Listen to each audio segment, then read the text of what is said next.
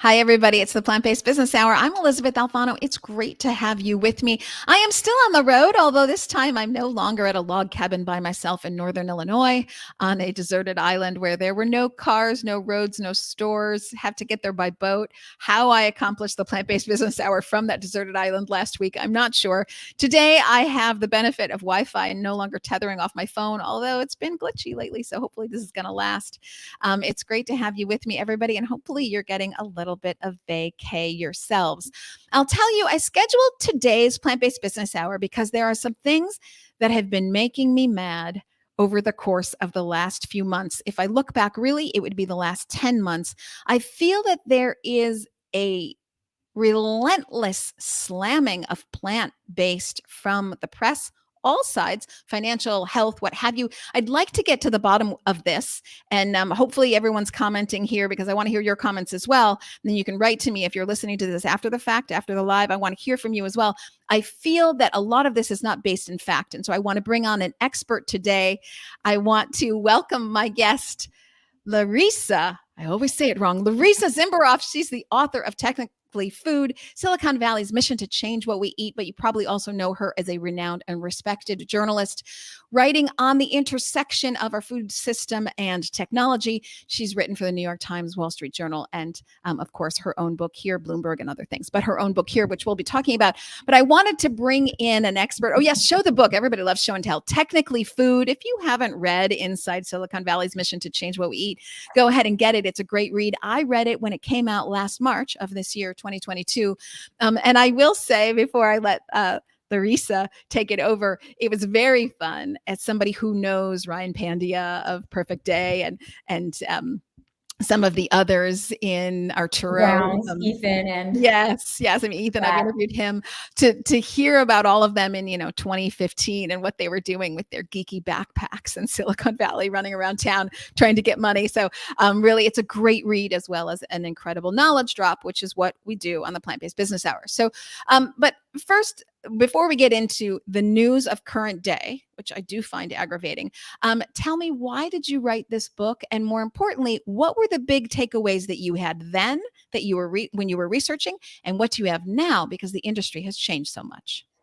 Wow. Okay. That's a lot. So I'll try to tackle it. I'll start with why I wrote the book. So once again, the book, it's available everywhere. Get it?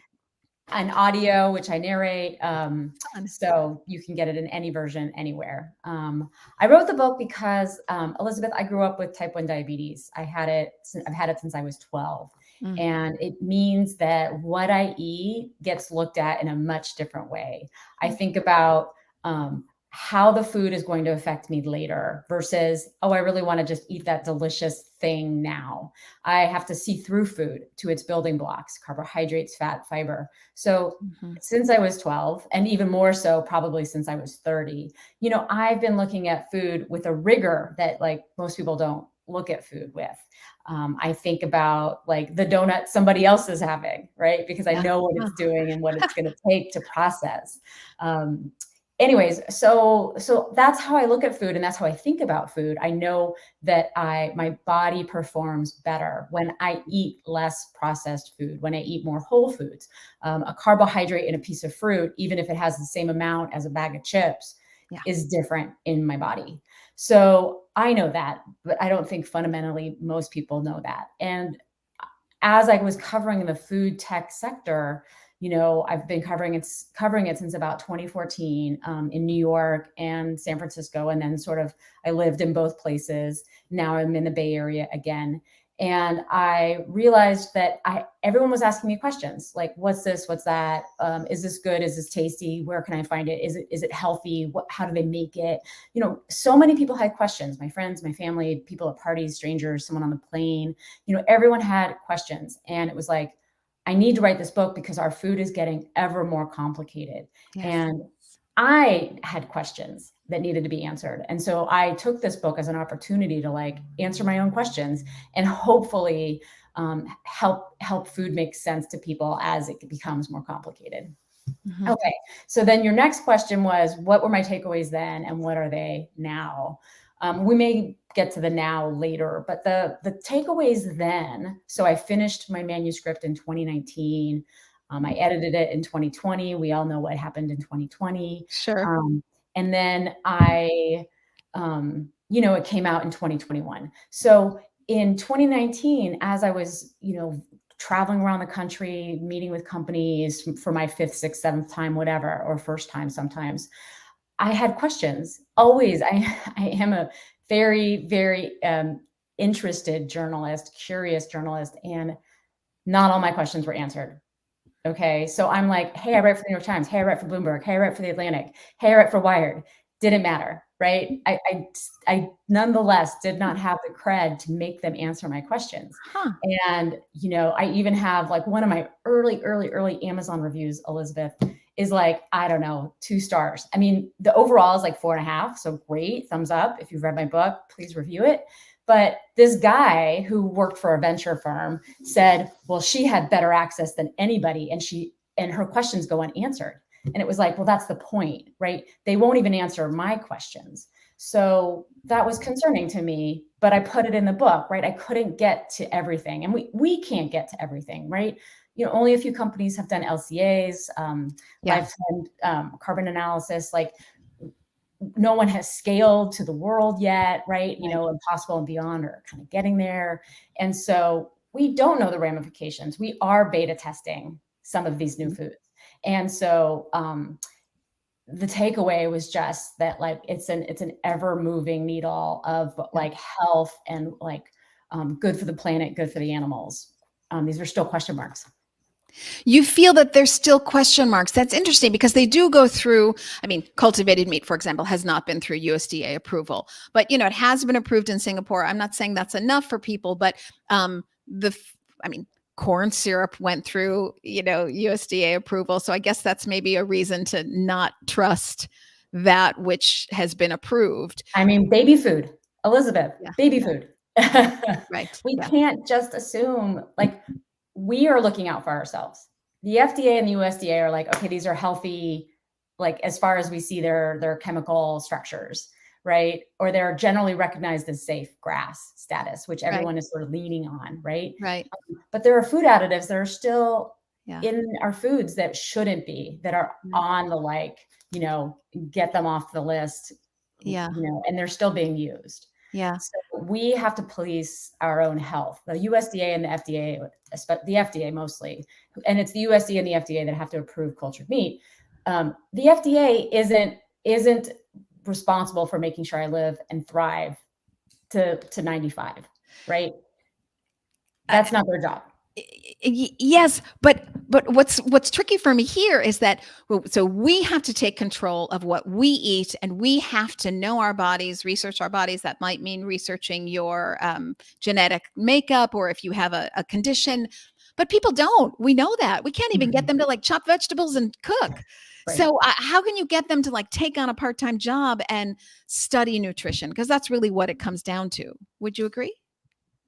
Yeah, most people don't want to look at the nutrition facts label. I recently had on my Instagram, it was a can of tuna that was given away at my food pantry. I volunteer at a food pantry every Tuesday.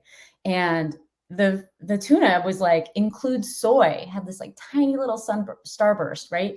And then I looked at the ingredients and it was like tuna. And then the next ingredient was like isolated soy protein. Why would this tuna company put soy protein in the tuna? So they could use less tuna. Right. So right? Filler. And make it cheaper. Right. Yeah. And like, I included something that said, do you read your labels? Yeah. And only a few people said always. Yeah. Yeah. I will say that for those who find this daunting, that is the secret. Read the label. You don't have to get a PhD or even like a, undergraduate degree in nutrition. Just read the label. So if you pick up peanut butter, it should be peanuts and salt. If it's peanuts, salt, sugar, and a bunch of stuff, not needed. My biggest pet peeve, because I'm Italian, I make my own pasta sauce. If you pick up a can of pasta sauce and it has sugar in it, often corn syrup, that's not for you. And you can pick up the next jar that won't. So labels are different. And sugar is a preservative. That's why they're using it, right? So when I've done Whole30 in the past, like finding peanut butter that I can buy is like, I'm just like picking them all up, right? And turning them all around to see if they have sugar. Yes. And yeah, sugar, soy, it's in everything. Yeah. There are a couple brands that I really like. Smucker's actually. Smucker's Chunky just has like, Ah, the good, big peanut good. butter. There's one called Once Again. It's got like a little Oh, yeah. bandit, a little Yeah. animal on the front. Yeah. But you do have to read your labels. So, but it is tricky. I mean, yeah. So I was going to, so much to ask you, right? Do we want tech in our food? And then what about this, onslaught of plant-based isn't healthy? And yet no one really wants to be responsible for their own health. That's my sentiment. They want companies to do it for them, and they, you know, criticize them for not being healthier. But the truth is they don't want health. They want French fries and ice cream and birthday cake.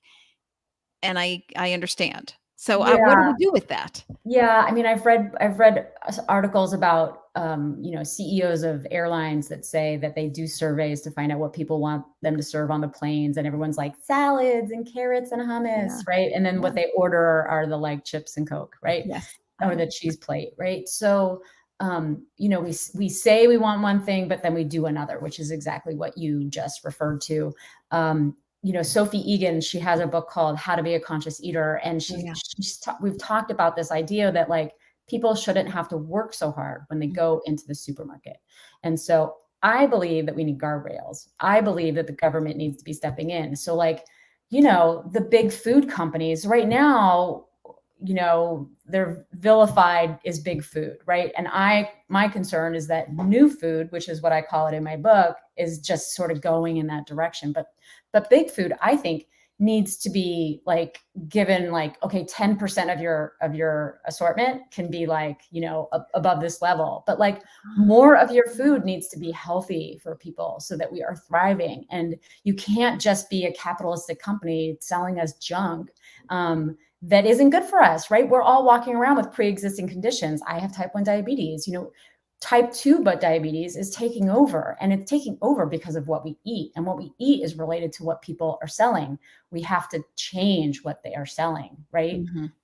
Yeah, I couldn't agree more. I'll just throw in a general stat there because I don't have it on the tip of my tongue, but I've interviewed folks before who've told me that type 2 diabetes, which used to be reserved for adults, what that means is that it would take a lifetime or half a lifetime to get to the point where your diet had been so bad that it had pushed you over to type 2 diabetes. They're now seeing it in young kids, the age of like 7, 8, 9, 10, 11. So much sugar early on. It's not just sugar that causes type 2 diabetes. It's ultra processed foods. Yeah. And meat, at least according to Dr. Greger. This I do know because I went through a class with him at Cornell. So that saturated fat, high in saturated fat, it's clogging up the cells. So the cells can't filter the blood through. So it's not that you're taking in so much sugar necessarily. You could be also doing that. But it's that the cells are clogged and can't filter out the sugar from your bloodstream and process them and filter them as they should be. So saturated fat, as I understand it, you know about diabetes better than I, but as I understand it. What else has saturated fat? Palm oil and coconut oil, two contenders in plant-based foods. Yep. So you can't just. But Dr. Greger, who I interviewed for my book, will say, plant-based is at least a step in the right direction. So that was, I know you want to talk about, is plant-based healthy? Yes and no. Yeah, I'm sorry to interrupt because I can barely contain myself. It's like natural. The word natural. Is it good for me? Yes and no. I mean, you have to look at the ingredients. You have to think about, I like to talk about, there's definitely ultra processed foods are not good for you. But I like to think about how many ingredients there are and how many steps those ingredients took to get to the maker and to be made into something, right? So if I looked at the Impossible Burger, if I looked at Beyond Burger, there are like 12 to 15 ingredients, and it had 5 companies, each one to be made, and then to get to the end, the manufacturing before it is made into a burger. To me, that's not what is making me healthy. Okay. So much to unpack here. So I like that, what you're saying about the supply chain, how many people did, how many companies were involved in getting it there. But I think of that as like an environmental issue, the shipping and the packaging and back and forth. When I think of, and I guess I'm sort of rephrasing Dr. Greger here and other doctors as well, Neil Barnard and others, I think of a stepping stone in the right direction. So when you pick up a Beyond Meat burger and you scan the barcode, you realize it's not a carrot. No one thinks it's a carrot. If you are eating a raw vegan diet, you are taking a step backwards with Beyond Meat. We talk about this in the financial world as a benchmark. So healthy compared to what? Compared to a carrot? Very unhealthy. Compared to meat, well, you're not going to get cholesterol. You're not going to get trimethylene N oxide, which is induced from eating meat. You're not going to have animal heme. You're not going to have antibiotics and hormones. And so you're going to get a little bit of fiber. It's processed, so you're not going to get a whole heck of a lot. You're going to get a little. Is it a step in the right direction? Yes. Is it a carrot? No. So and what makes me so mad about this is I think I often see a lot of vegans jumping in on this, as well as the negative press and the meat lobby, et cetera. And I feel compassion for the meat eater, that poor meat eater that's trying to find a way out to being a tad bit healthier. They're the ones who hear from their doctors, cut it back because this is not looking good on the charts. And everyone's heard that. Every meat eater's heard, like, cut it back because, it doesn't look great. They're trying to find a way. And here's a stepping stone. Perfection? No. But a step in the right direction. Do you run a marathon? No. You start by walking 6 blocks and see how you do. So I just feel like healthy is only relevant in terms of a benchmark. And I wondered what you thought about that. No, I like this, is a Beyond better than a carrot? No. But is it better than, industrial animal agriculture burger? But if you're going to say, is it better than 4th generation ranch in Tamales, Stemple Creek once a month? Maybe not, right? Certainly once a month, but meat still has, no fiber. It has lots of cholesterol, and it's going to induce trimethylene N oxide and have animal heme. These things that really, it's hard for me to talk about trimethylene N oxide in detail since I'm not a doctor, but create heart disease as I understand it. So not great. I think that we eat too much, right? Yes. We eat too much. We fundamentally eat too much. We have too many calories available. We have too many unhealthful calories available to us. Now, if we were all to dial back our diets, I do intermittent fasting for the most part, which is basically 2 meals a day and a little snack. I eat 85% plant-based, but I also have some dairy and I do have some fish. To me, that's really going to help my longevity. Those things, right? As a woman, I want to think about Alzheimer's later in life. It's like there's so many things, right? And I want to think about brain foods, right? So, am I getting everything? And the easiest way to make sure I'm getting those nutrients, those amino acids, those vitamins and minerals, is to still include some of those other groups that some people would prefer to be out of the diet, but I think that, I don't know, it is something to consider, which is just that we eat too much, we have too many calories. How do we change that part? And that is we can't guilt people into eating better. It's just how do we make them more informed? And making them more informed does speak to the media, which is problematic. And I know you're tearing your hair out about it, right? Because they just want to talk about sales, right? Instead of just, the word is getting out there that we should be moving to more of a plant-based diet, right? We know people are trying these foods, but it is going to take the next generation to get us to a different place. 100%. But at the same time that we're talking about, the word's out and plant-based, we're also getting this backlash of, is it healthy enough? So that poor meat eater then has no choice. And they're just going to stick with meat. That's the worst thing for them. They're not given this opportunity. So, to at least try to be in a better spot for themselves in a health way. So it's very frustrating, but I love what you said earlier on, because I do think, let's be realistic, you and I, or I speak for myself, I live in a bubble. I don't have children. I mean, think about the single mother who's got 3 kids to feed. This analysis is not happening. She's got to put something that they're going to eat on the table really fast that she can afford. Yep. So I'm in the bubble. And when I think of those folks that don't have time to do an analysis, maybe they read a label if they're lucky, but that's as much as you're going to get from them. I love the fact, so I work with VegTech Invest, and we have financial products, and the SEC mandates that if you have a financial product with a title, then 80% of the companies in that financial product must adhere to that title definition. So I love what you're saying about guardrails, about saying we can't regulate everything. I think that slows things up, but we can say every company must commit to 60-40. So, Yep.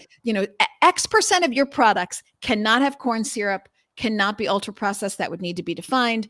But all these things are quantifiable. And then you'd have more positive options. So people wouldn't have to dig. You go to the grocery store and you're like, label, no, label. We shouldn't have to work so hard to be healthy. Yeah. And like companies shouldn't be allowed to just make profits off of our, I mean, like, look how COVID hit the US. Look how it's still hitting the US. Yeah. I mean, it's just how we eat, if we exercise, these things are important metrics in how we succeed. And we're not in a bubble, right? Where we're just farming our own food and picking the carrot out of the ground, right? And so we have to make it easier for people, which means we have to put structure. We have to, we need federal regulations about what can be sold. And like I said, the next generation is going to take us to a different place, and I think it'll be better. But right for now, we're sort of straddling all these different groups, like boomers, millennials, or boomers, Gen Z, millennials. And until we get, Gen There's so many. And Gen Alpha up, we're not going to change. Yeah. Those are the two under millennials. Yeah. Well, and I love them for caring about the planet and making the connection between their global food supply system and the planet and not accepting what they have. I love them for inherently wanting to vote with their dollars and potentially voting with their dollars in the things that they buy. I love that coinciding with this is technology like blockchain, where you might be able to see, hey, these ingredients came from this farmer, and this farmer in Indiana happened to be right next to the plant. So it didn't have to go from Asia to get to Indiana, to go to California for processing. You can see all these things along the steps. Hopefully, these are some positive attributes so that there's transparency and authenticity for the consumer. But it does bring us to the next big question, beyond health, which is technology. Technology in our food, good or bad? How do you come down on this? Well, so if we think of technology as food science, right? We've had food science in our food since the 70s, right? Wonder Bread, Cheese Whiz, like this, any kind of the things that were made for astronauts, protein sticks. We've been using food science for a very long time, and it isn't necessarily bad because it does enable us to have things longer. We could think of food science as helping us get bread, cheese, and wine, and beer, the art of fermentation. So I don't think technology isn't bad. I think I worry about technology because it obfuscates the truth. It isn't transparent. It doesn't tell us how things are done. And I see that's what's happening now and will continue. I think the most successful food tech companies are the ones that will learn how to be more transparent. I think that food tech companies aren't food companies, they're technology companies. So if they just assume that people don't want to know, or people are too busy to find out, that to me, that's a failed assumption, because they just have to want to let us know, and they have to want to share with us. None of the cultured meat makers want to tell me what they're feeding the cells. They all have patents. Impossible has, dozens and dozens of patents. Just has tons of patents, and they buy other people's patents, right? And so that's what's happening right now. Right now is sort of the gold rush of food tech. And so right now, I don't fully trust what they are doing, and that they are thinking of us as how can we make people healthy? It's always saving the planet and improving the climate, and it's always saving animals and animal welfare. But rarely was it, and make Larissa healthy, make people with diabetes thrive. Like, that's not their mission. It's we might run out of chocolate, and cocoa farmers are having a really hard time, or the bees are threatened. Like, let me solve that problem, right? So they're thinking in silos, right? And so they're just thinking about their one little area, dairy, specifically whey and casein protein. I'm going to tackle that, which is a fun science project. But to be a food company that does better for the planet and for the people, they need to be thinking about this way, right? Horizontally across the planet, and thinking about how they come together and how that becomes our new food system. So they're just coming up with one answer, one new ingredient that just layers on to our current system, which is broken. Then what have we gotten? And no one, I don't see anybody tackling our food system holistically as like, where is it now? Where can we get it? What are the problems? People being unhealthy, to me, is the biggest problem. Fascinating. So I see it so differently. This is why I wanted you to come on today. So I see now, perhaps not health per se, but I want to get back to health because we just keep talking about health today. But I see it as tackling health in terms of famine. So when I look at feeding the world and the amount of food insecurity that happens now, and we saw it during COVID, how delicate those supply chains are because they're inefficient and they make no sense and they're way too long. And that's only going to increase when the population goes from 7.7 billion to 9.8 billion, according to the United Nations, but you're not getting more land and you're not getting more water. So these precious resources that we currently use in an inefficient manner to make our animal-based food supply system is ultimately, and it's hard to wrap one's mind around this, but our current food supply system is one of the main reasons for food insecurity, because we just aren't wise in our resource deployment. So I think of it as tackling human health, but through the food security lens. I don't consider it not tackling human health, but I also don't consider it tackling human health to be a siloed tech company. I think when you're small and you're not Tyson and you're not Kraft, you're small, you got a team of 4 people, you bite off what you can chew and you grow from there, and you try to protect it from the big players by getting a patent. So I see these are sort of, that's how you do it. If you don't patent it and someone comes in and takes it, you're out of business, you've done nothing, and it's been like 6 months. So I see some of these things, but your question about, is it their responsibility to offer healthier options to people? I get stuck on this because people want French fries and birthday cake. Should I not be giving? But people want meat, Elizabeth. Then people want meat. Yeah. And you want to move them off that. No, cultivated meat keeps them on meat. It gives them exactly what they want.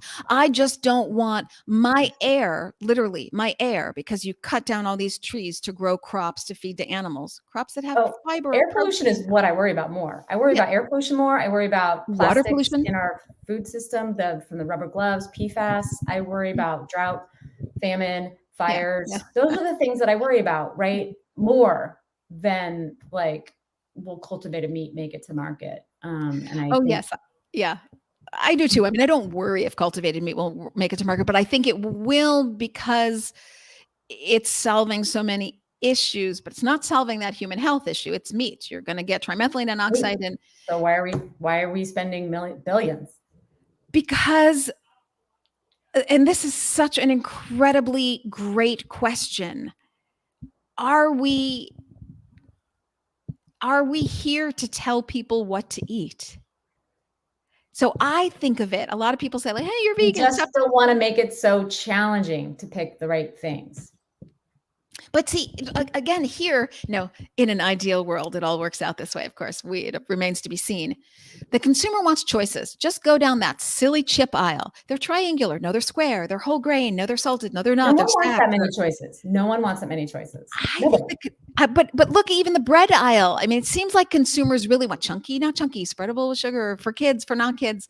Interesting that you say that they don't.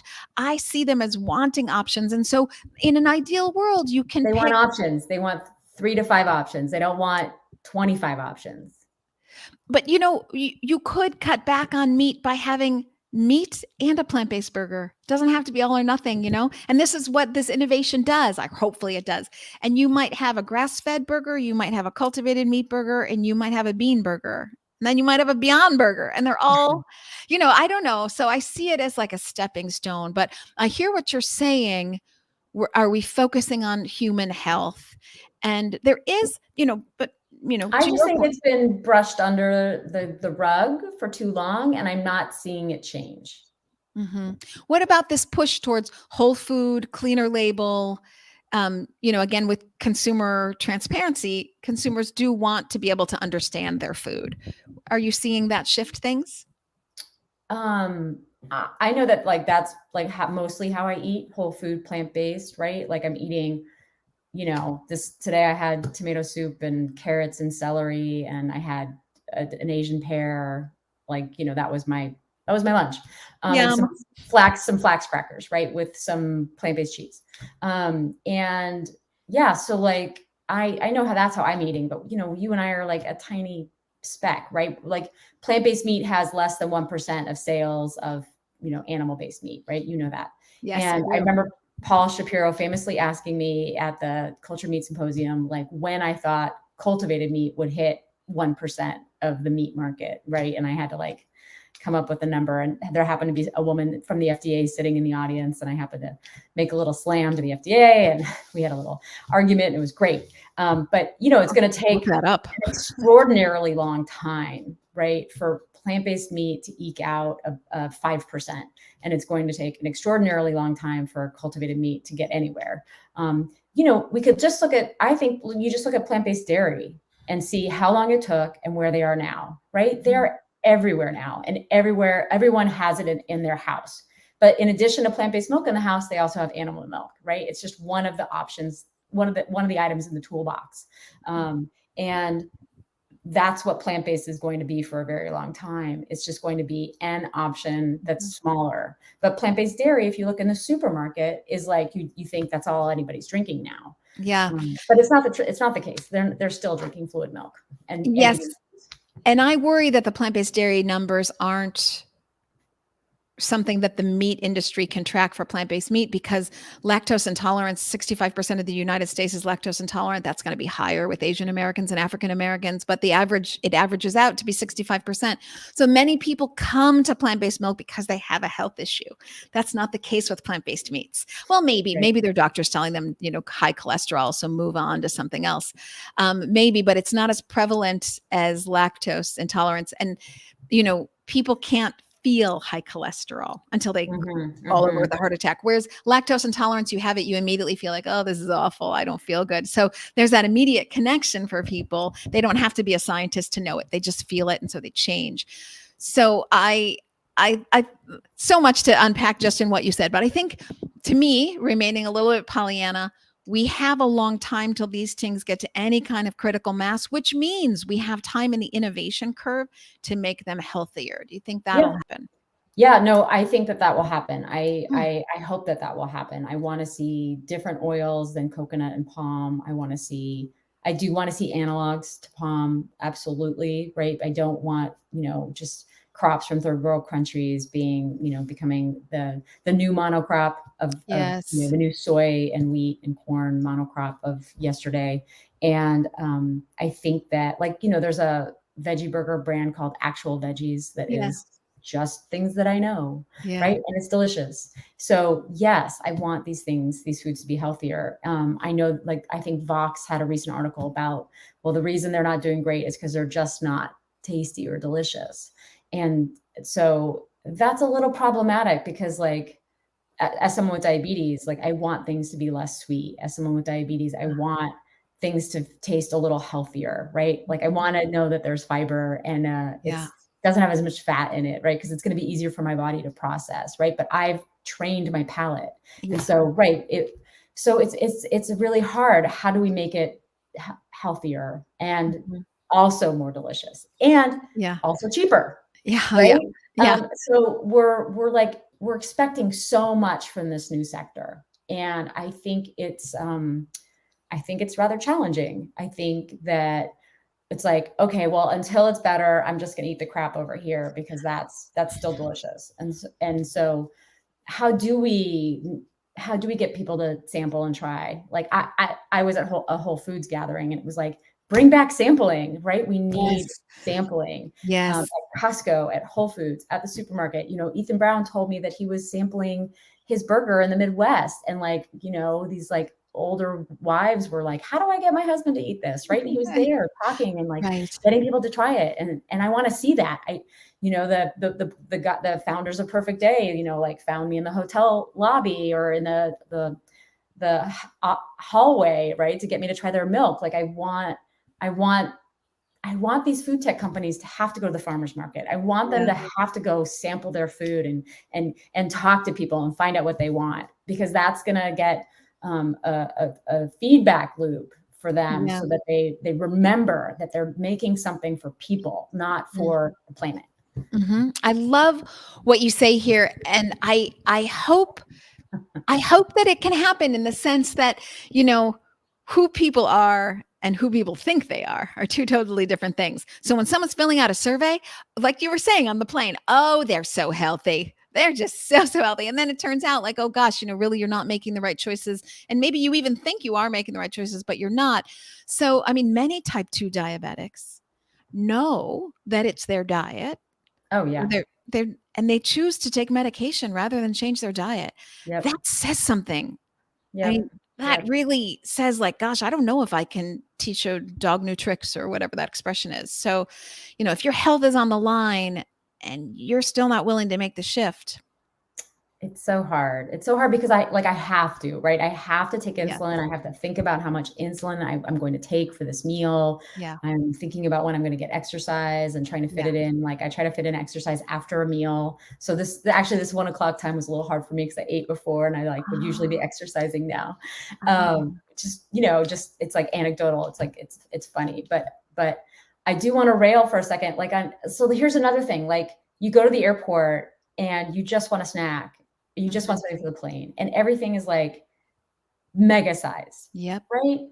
Yeah. I don't want a mega sized bag of crackers or chips or nuts. Like just sell me something small. And they don't do that. Right. When you open up a bag of chips, you can't open it at the top. You have to open it down the whole side. Right. I don't want to do that. I don't want to eat the whole bag at once. Just give me tools to make it easier to stop, to eat less, to colleges have done all these cafeteria, tests, right?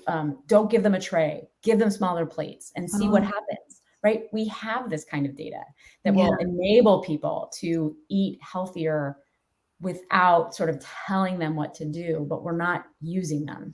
I see, to guide them, to nudge them in the right direction, and to make eating healthier easier. It certainly shouldn't be something that's working against you. It should be something that's working with you. Although, we were going to talk about repurchasing numbers. And I have to say, since we're railing, that's what we do well together. I want to read something, just the kind of misinformation potentially that makes for clicks and headlines, but doesn't give people the whole information. This is from an article in The Spoon, which I love and I read, and I'm so glad it's out there. But it says, hey, according to a recent data from this article was from March of this year, I think. According to recent data from Market Watcher Spins, sales in overall plant-based meat market dropped 1.8% year over year for the 4-week period. Okay, of October. First of all, 4 weeks isn't really enough time to say. We talk about benchmark from the financial community, comparing against COVID 2020, the highest year ever, isn't really accurate. And 1.8% isn't really a dip. And yet the headline is plant-based sales are down. And, is it over? It's, the fad is done. Okay. The title, actually, to be fair, the title is, what the heck is causing the plant-based meat slowdown? 1.8%. I don't know. So I don't think the numbers are as bad as they are. And everyone that I talk to who's CEO trying to make plant-based foods is saying that there's more demand than capacity. They're all struggling to find co-manufacturers that can actually help them get the product out. So I rail a little bit on misinformation through journalism. We talk about misinformation in our nutrition system and our food system. And I think the media is complicit in this. And it's disappointing. And I haven't even talked about lobbyists at this point. So it's disappointing. But to get these numbers as strong as they can be, even if they're not down, but we want them stronger, it's going to be taste. And taste is, I don't know. What do you do about that? Food is addictive. And food companies play to addictions. I'm not saying plant-based companies are doing this, but I'm not saying they're not. Food companies play to addictions. So what do we do with that? Impossible had the right idea, right? They first went with chefs and they made it sort of foodie and hard to get. right? And then eventually they went to like fine dining and like restaurants. And then eventually it was like to bars and now, and, and everywhere across the country. And now it's in the supermarket and direct to consumer. And so chefs are certainly some of the people to help That's nice. make it more delicious and to make it more palatable and to make it more interesting and fun. Pasta isn't delicious until you've cooked it and added sauce. And so we can't just expect these foods to like pop out of their cardboard box, be magically cooked and on my plate, and me think like walk away and be like, that was amazing. I have been sent so many products in my life and I'm still cooking it wrong. I've gotten mycelium chicken from Meaty and mycelium steak from Meaty, or mycelium bacon, and I'm not cooking it right. Right. I've tried Hooray Bacon and I'm still struggling to get it right. Prime Roots, which makes it out of koji. I'm still struggling to make it right. So I think that we need more of these foods out in the real world. And so it is great that like, Impossible and Beyond are still working with all the fast food people. I am guilty of pointing to McDonald's of doing a very bad job of launching McPlant. Yeah. But like, what vacuum were they creating it in? Like did anybody taste it? Like, it's terrible. And I just don't get it. Right. Beyond makes a good burger. A great for burger. McDonald's to launch the McPlant and it's terrible is like people not talking. And so we need more chefs involved. We need more sampling, more, collaboration. We need these foods to be out in the wild at concerts, at, festivals, and, get people trying it, give it away for free. The government could give subsidies to all these companies. We could give it away for free to get people to try it. I'm okay with that. Mm-hmm.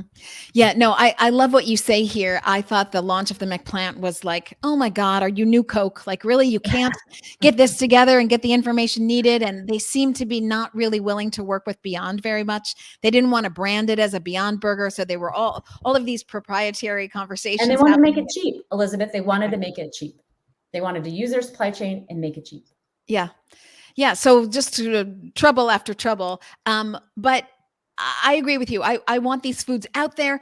Why don't we have subsidies matching what the meat producers have? Then you can have people trying them and seeing them and giving food feedback. We need to shift the global food supply system on every level. We've talked about it, the environment on so many levels, trees and water and air and animals, but human health and food insecurity and pandemic risk. Didn't even talk about pandemic risk, antibiotic risk, et cetera. So, SHIT's got to change and it's got to happen now. So that happens by getting the consumer involved in the process. So I love what you're saying about, substance. Get us involved, like panels, like, Nielsen families, people trying these foods, right? I love getting them and my friends like to hear about them. And when I get too many, I give them out.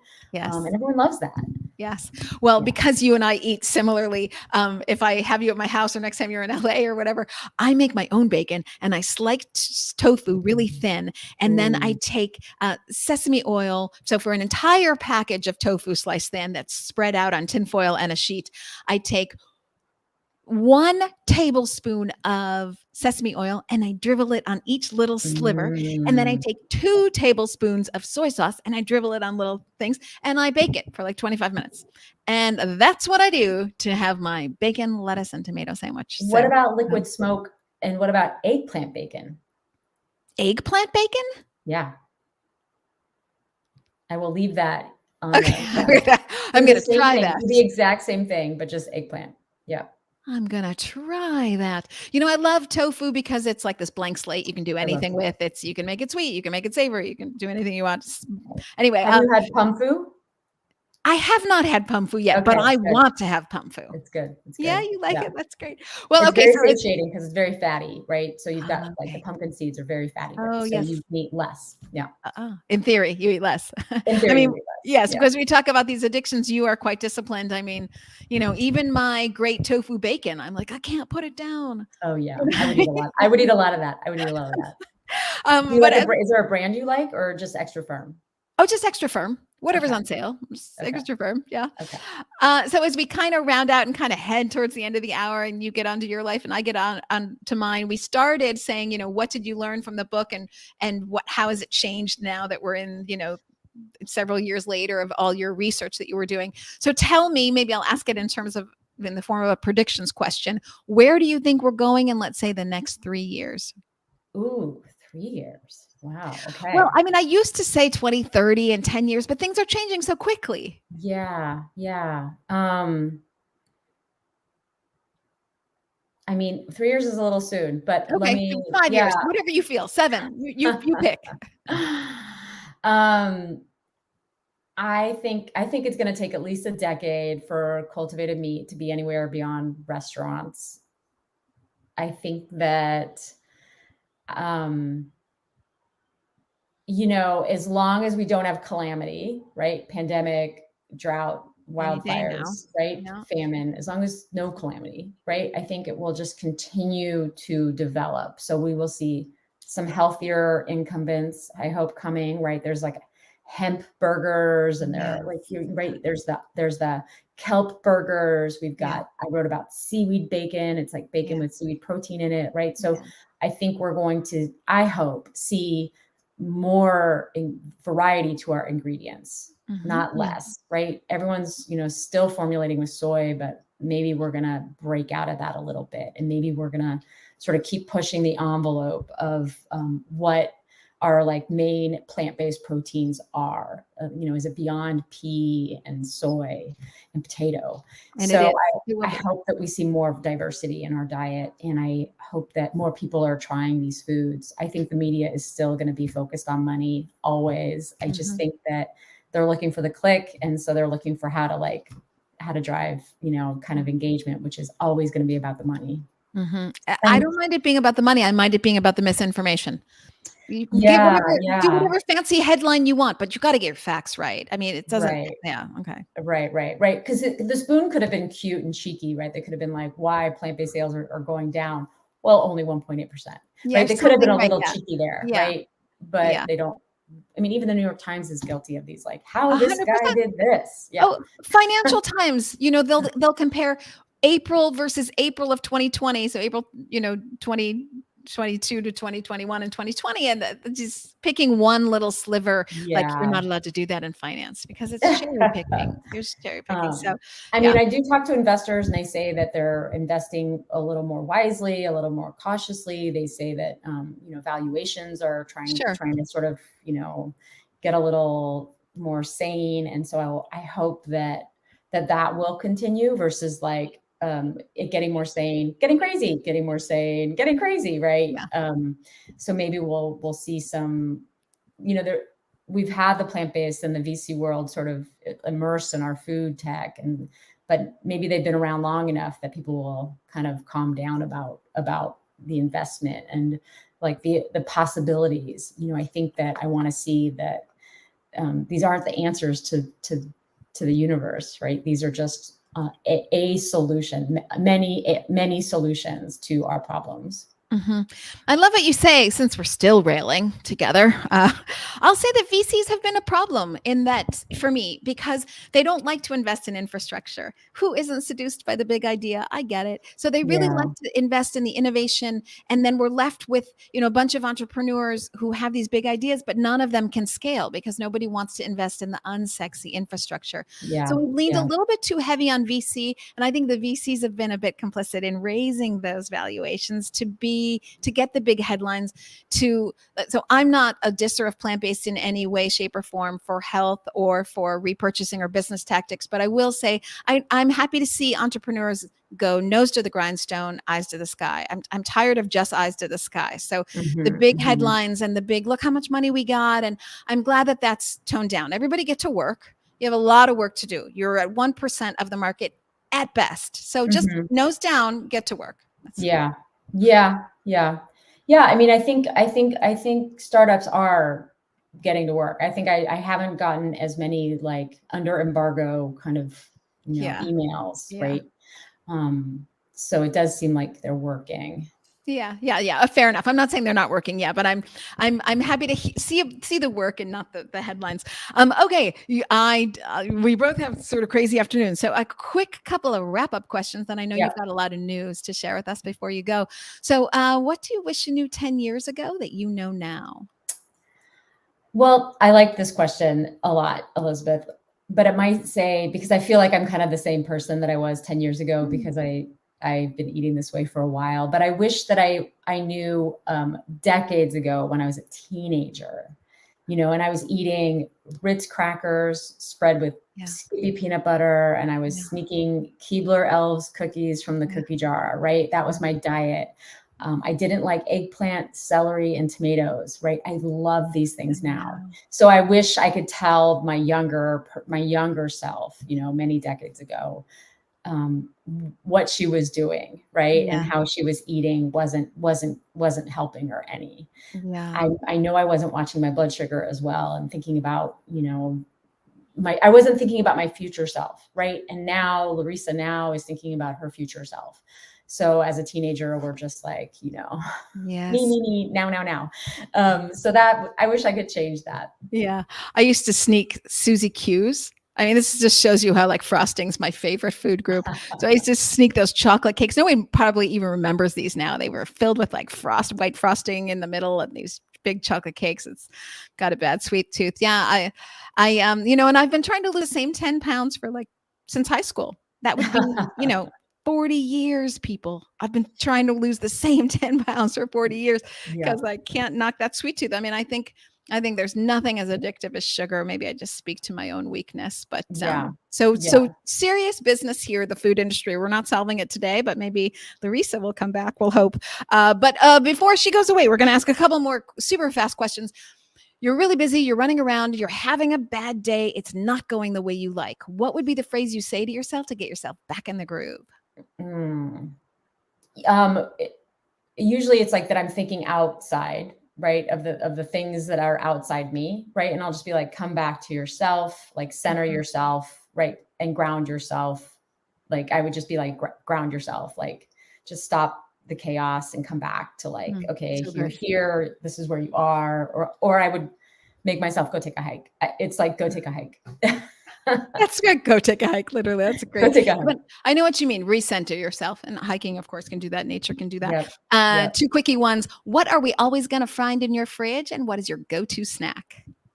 My go-to snack right now is wasabi almonds. Ooh, yeah. I also have hickory smoked peanuts. So lots of nuts. And what you'll find in my fridge is carrots. I don't know. Do you know this dip is nuts? No. Oh, yes. Oh, this dip. Yes, I do. I love it. It's great. It's made from nuts. Kale. There's always kale in my fridge. I always have almonds. Nut pods. I use nut pods as my creamer of choice. Green apples. And I do actually have a lot of wine in my fridge because wine is delicious. Because who needs an explanation for that? We are wrapping up here, but I know you got a bunch of news. Tell us, you've got something big tomorrow and then some other things. Tell us all about it. Yeah. So I'm moderating 2 panels at South by Southwest, March 2023, and they're both up to be voted on right now. One is, can hemp answer our climate woes? And it's hemp with fashion, with architecture and building, and with food, which is great.